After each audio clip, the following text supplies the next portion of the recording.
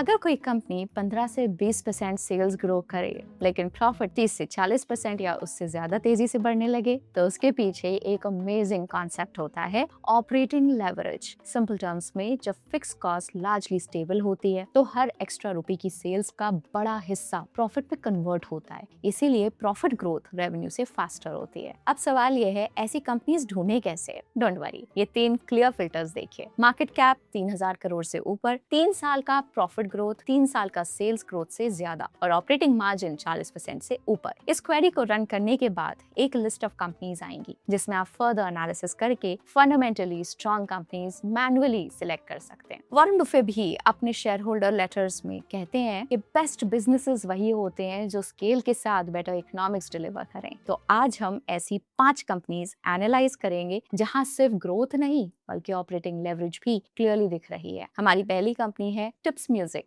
इस कंपनी में operating leverage clearly visible है। पिछले 3 साल में सेल्स 1.6x बढ़ी है, लेकिन एक्सपेंसेस से 1.2x ही बढ़े। सिंपल टर्म्स में रेवेन्यू ग्रोथ के कंपैरिजन में कॉस्ट स्लो पेस से बढ़ी है और इसी का डायरेक्ट बेनिफिट मार्जिन्स और प्रॉफिट्स में दिख रहा है। मार्जिन्स फाइनेंशियल ईयर 24 के 66% से बढ़कर फाइनेंशियल ईयर 26 में 73% हो गए और ऑपरेटिंग प्रॉफिट 1.7x ग्रो हुआ। कंपनी का ROCE 122% और ROE 92% है। मतलब कंपनी लगभग उतना रिटर्न एक साल में कमा रही है जितना कैपिटल उसने बिजनेस में लगाया है। अब समझते हैं कंपनी करती क्या है। मानो आपने एक गाना बनाया और उसकी ओनरशिप ले ली। अब जब भी कोई उस गाने को YouTube या Spotify पे सुनेगा, आपको पैसे मिलेंगे। यही बिजनेस है टिप्स म्यूजिक का, जो ऑडियो विजुअल म्यूजिक कंटेंट को क्रिएट, एक्वायर और डिजिटली मोनेटाइज करते हैं। इनके पास 34,000 से ज्यादा गानों की एक काफी बड़ी लाइब्रेरी है जो 25 से ज्यादा लैंग्वेजेस में अवेलेबल है। इनका लगभग 70% रेवेन्यू डिजिटल प्लेटफॉर्म्स जैसे कि यूट्यूब, स्पॉटिफाई और जियो सावन से आता है, जबकि 30% नॉन डिजिटल रेवेन्यू है। एक इंटरेस्टिंग बात यह है कि कंपनी का 85% रेवेन्यू ओल्ड लाइब्रेरी से आता है, यानी कि पुराने गाने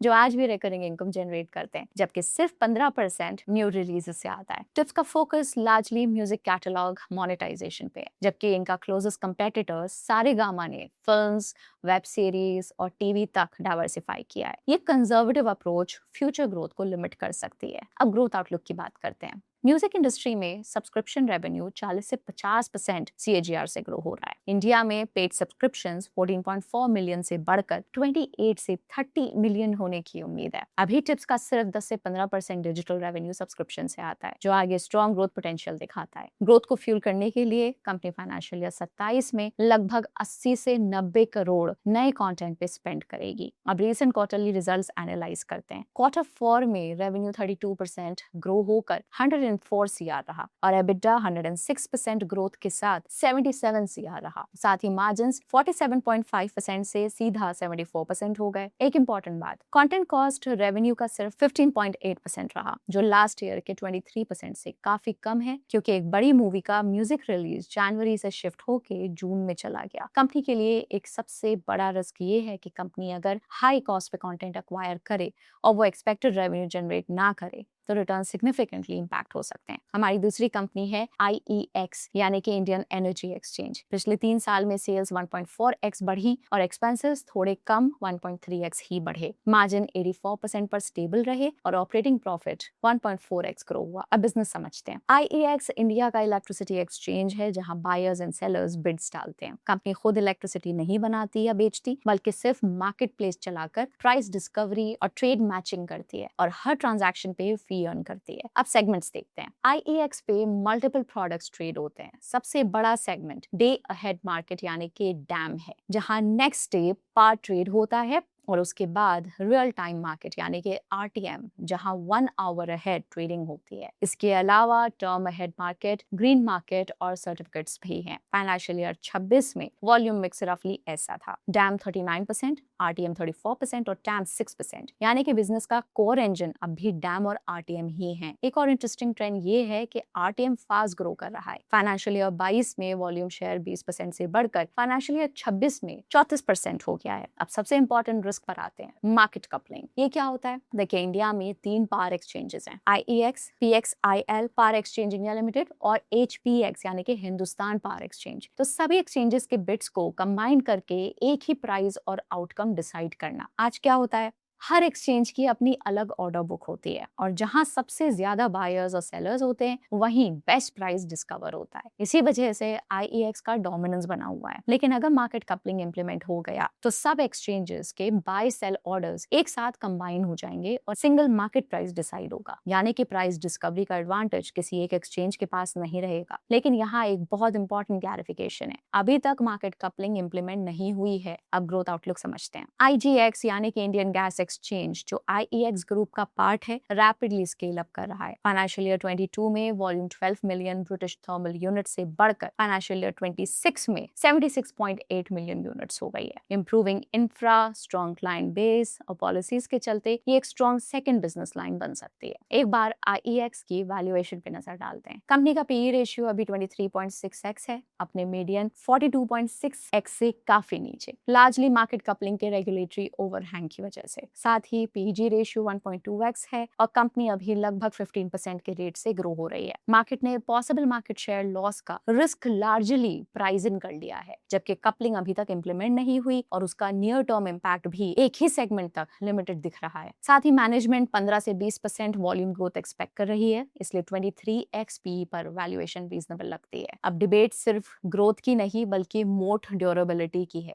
अगर मार्केट कपलिंग डिले होती है या लिमिटेड फॉर्म में आती है तो फ्रेंचाइजी प्रीमियम सस्टेन हो सकता है। हमारी तीसरी कंपनी है मुथूट फाइनेंस। पहले इसका ऑपरेटिंग लेवरेज समझते हैं। फाइनेंशियल ईयर 24 से 26 टीटीएम यानी कि ट्रेलिंग 12 मंथ बेसिस तक रेवेन्यू 1.8x बढ़ा है, लेकिन एक्सपेंसेस से 1.6x ही बढ़े। मतलब रेवेन्यू ग्रोथ के कंपैरिजन में कॉस्ट लो पेस से बढ़ी। फाइनेंसिंग मार्जिन्स 40% से बढ़कर 42% हो गए और फाइनेंसिंग प्रॉफिट 1.9x ग्रो हुआ। अब बिजनेस मॉडल समझते हैं। ये कंपनी इंडिया की सबसे बड़ी गोल्ड फाइनेंसिंग कंपनी है। इनका 90% लोन पोर्टफोलियो गोल्ड लोन से ही आता है और बाकी 10% माइक्रो फाइनेंस और होम लोन्स जैसे नॉन गोल्ड सेगमेंट से आता है। एज एन 31 दिसंबर 2025 कंपनी का gold loan AUM 50% year on year growth के साथ 1.39 लाख CR हो गया है। कंपनी की 57% ब्रांचेस साउथ इंडिया में लोकेटेड है और बाकी स्प्लिट आप इस चार्ट में देख सकते हैं। ग्रोथ आउटलुक देखते हैं। इंडिया का लगभग 65% गोल्ड स्टॉक रूरल एरियाज में है जहां फॉर्मल क्रेडिट की कमी है। RBI की तरफ से नई ब्रांच खोलने की आजादी इनको इस मार्केट को टैप करने में लॉन्ग टर्म एज देगी। लॉन्ग टर्म में कंपनी का रिस्क काफी कंट्रोल्ड है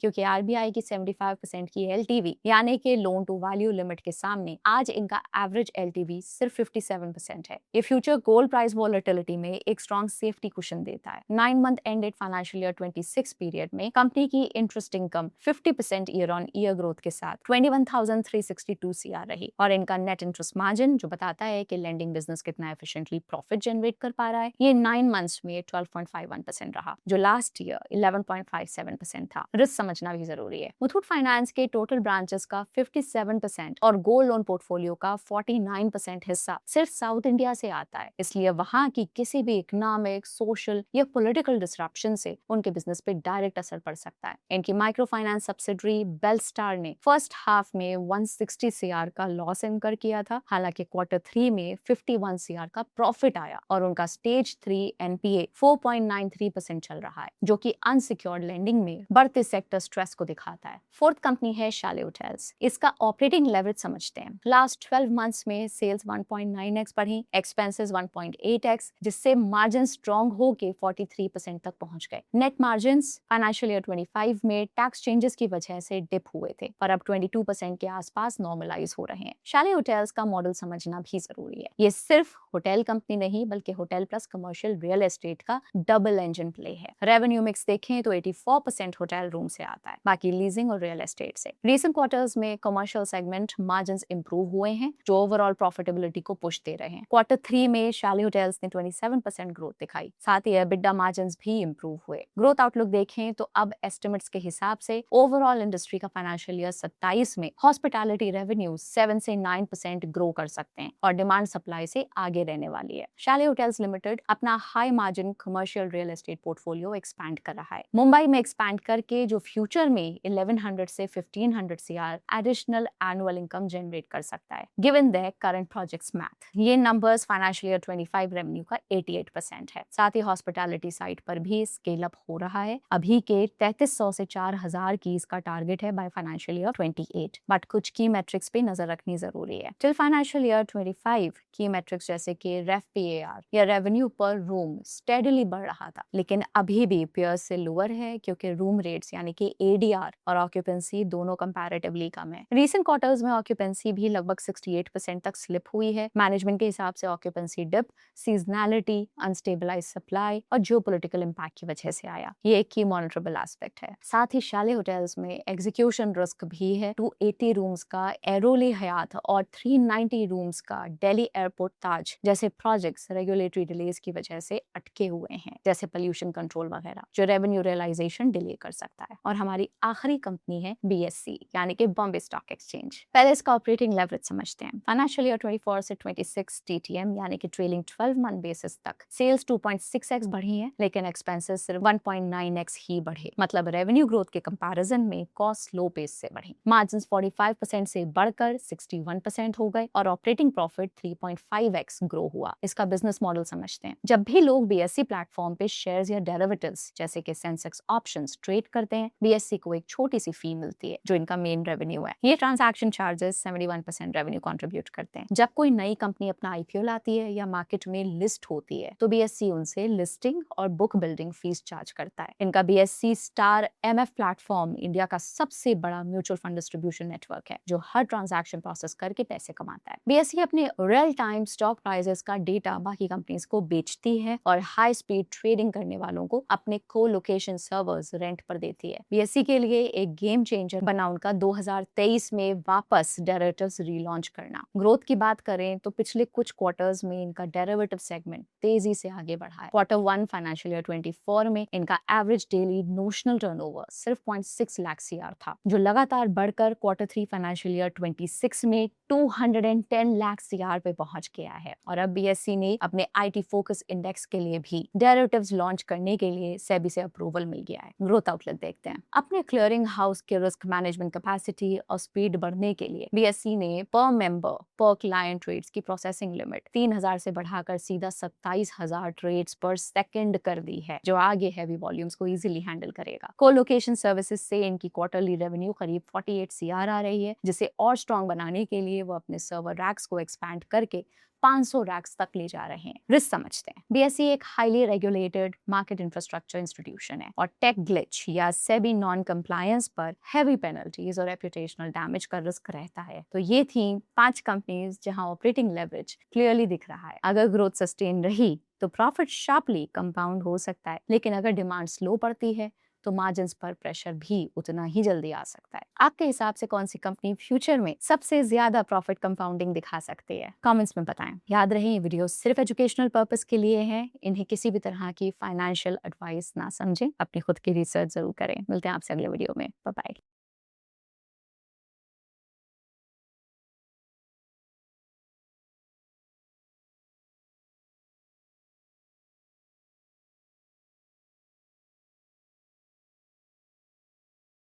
Investment in securities market are subject to market risks. Read all the related documents carefully before investing. Please read the risk disclosure documents carefully before investing in equity shares, derivatives, mutual fund, and or other instruments traded on the stock exchanges.